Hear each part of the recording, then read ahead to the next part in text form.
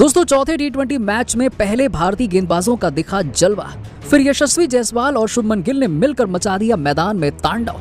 अकेले अपने दम पर टीम इंडिया को दिला दी कभी न भूलने वाली ऐतिहासिक जीत और रच दिया नया कीर्तिमान। तो आखिर भारतीय युवा खिलाड़ियों ने कैसे सीरीज पर किया कब्जा, किस बल्लेबाज ने ठोके सबसे तेज अर्धशतक, कैसे जायसवाल का दहाड़ा बल्ला जमकर, गिल ने कितने रनों का दिया योगदान, कैसे भारतीय बल्लेबाजों ने मचाया तहलका, इस रोमांचक मुकाबले की पूरी हाईलाइट और भारत की जीत तो हम आपको दिखाएंगे ही दिखाएंगे।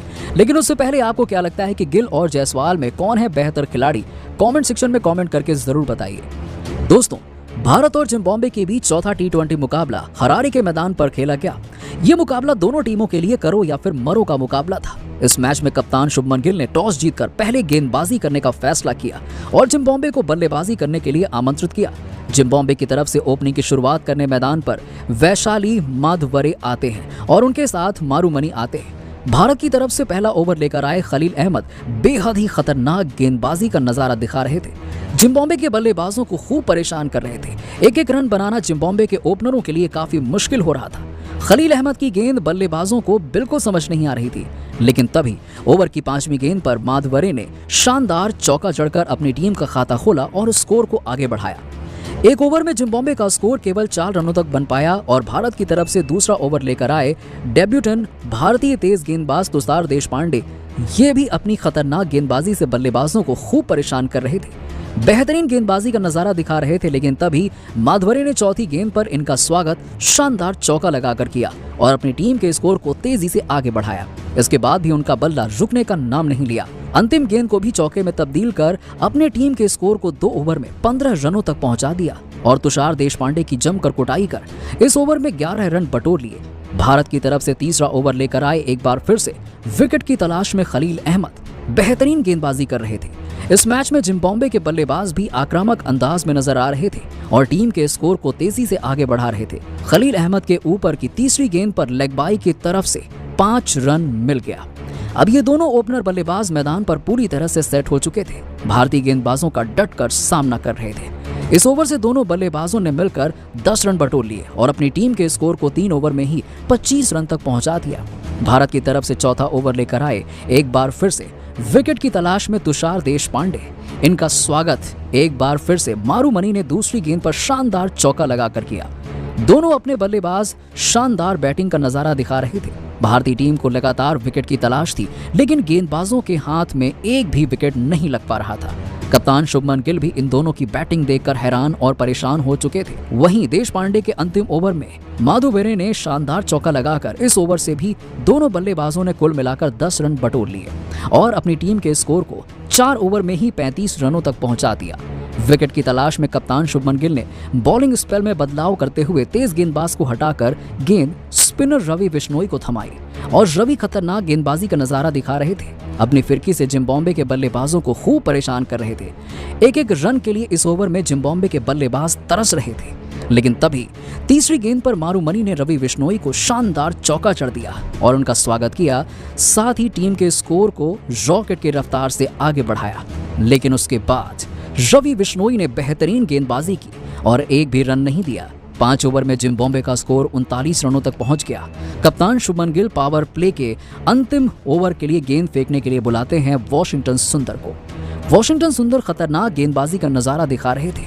अपनी फिरकी में जिम्बाब्वे के बल्लेबाजों को पूरी तरह से फंसा कर रखा हुआ था। दोनों बल्लेबाज इस ओवर में एक एक रन के लिए तरस रहे थे। रन बनाना काफी मुश्किल हो रहा था। सुंदर की खतरनाक गेंदबाजी देखकर हर कोई हैरान था।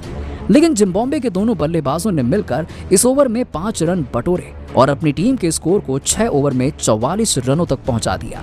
दोनों बल्लेबाज सेट हो चुके थे, टीम के स्कोर को आगे बढ़ा रहे थे। भारतीय गेंदबाजों पर टूटकर प्रहार कर रहे थे। लेकिन तभी भारत की तरफ से 9वां ओवर लेकर आए विकेट की तलाश में अभिषेक शर्मा और आते ही उन्होंने ओवर की चौथी गेंद पर मारूमनी को पवेलियन का रास्ता दिखा दिया और भारतीय टीम को मिल जाती है यहाँ पे पहली सफलता मारूमनी के रूप में। मारूमनी अपनी टीम के लिए 32 रन बनाकर पवेलियन लौट गए।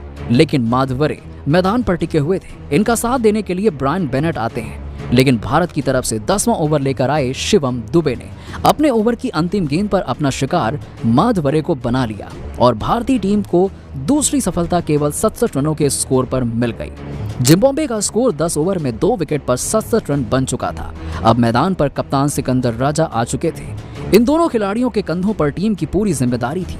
टीम के स्कोर को धीरे धीरे आगे बढ़ा रहे थे, बेहतरीन बल्लेबाजी का नजारा दिखा रहे थे, लेकिन तभी भारत की तरफ से 14वां ओवर लेकर आए वाशिंगटन सुंदर ने अपने ओवर की चौथी गेंद पर जायसवाल के हाथों ब्रायन बेनेट को कैच पकड़वाकर पवेलियन का रास्ता दिखा दिया और टीम इंडिया को 92 रनों पर तीसरी सफलता दिला दी। सिकंदर रजा का साथ देने के लिए अब मैदान पर आ चुके थे कैंपेबल, लेकिन यहाँ पे रवि बिश्नोई के ओवर में जल्दबाजी के चक्कर में सिंगल चुराते वक्त रनआउट हो गए और भारतीय टीम को चौथी सफलता 96 रनों के स्कोर पर मिल गई। अब मैदान पर सिकंदर रजा का साथ देने मेयर आ चुके थे। इन दोनों बल्लेबाजों ने मिलकर टीम को 15 ओवर में 98 रनों तक पहुंचा दिया। इसके बाद दोनों खिलाड़ियों का बल्ला रुकने का नाम नहीं ले रहा था, मैदान पर जमकर दहाड़े लगा रहा था। भारतीय गेंदबाजों की जमकर कुटाई कर रहे थे। देखते ही देखते इन दोनों खिलाड़ियों ने 40 रनों से अधिक की साझेदारी कर ली और अपनी टीम के स्कोर को 18 ओवर में 138 रनों तक पहुंचा दिया। लेकिन तभी भारत की तरफ से 19वां ओवर लेकर आए देश पांडे ने अपने ओवर की तीसरी गेंद पर सिकंदर रजा को गिल के हाथों कैच पकड़वाकर पवेलियन का रास्ता दिखा दिया और भारतीय टीम को 5वीं सफलता 141 रनों पर दिला दी। जिम्बाब्वे की टीम 20 ओवर में अपने 7 विकेट खोकर भारत के सामने 152 रनों का लक्ष्य खड़ा कर देती है।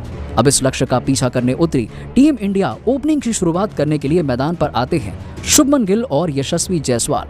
वहीं जिम्बाब्वे की तरफ से पहले ओवर के लिए आते हैं बॉलिंग करने रिचर्ड नागरवा।